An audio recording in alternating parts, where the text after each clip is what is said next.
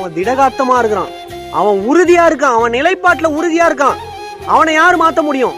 அவன் மனசு உறுதியா இருக்கு, அவன் மனசு ஒரு நிலையா இருக்கு, அவன் ஐம்புலன்களும் அவன் கட்டுப்பாட்டுல இருக்கு.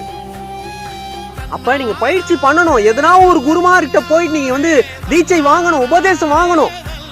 அப்ப மனதுக்கு அப்பால் பட்டதான் இந்த ஜாதி, மதம், இடம், மொழி, குலம், கோத்திரம், இந்த ஆண் பெண் ஆளினம் எல்லாமே மனதுக்கு அப்பால் பட்டதான்.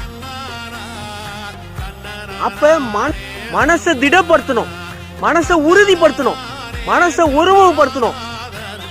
இதுல எல்லா துன்பங்கள்ல இருந்தும் நம்ம விடுபடலாம், எல்லா துன்பங்கள்ல இருந்தும் விடுதலை அடையலாம். அனைத்து துன்ப பூட்டுகளுக்கும் ஒரே சாவி விழிப்புணர்வு தான், அதீத விழிப்புணர்வு தான். ஏன் ஒரு மனிதன் சாதிக்கிறான், ஏன் ஒரு மனிதன் வெற்றியாளனாக ஆகிறான்,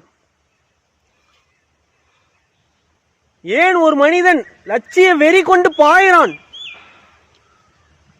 ஏனென்றால் அவன் அதீத விழிப்புணர்வாக இருக்கின்றான்.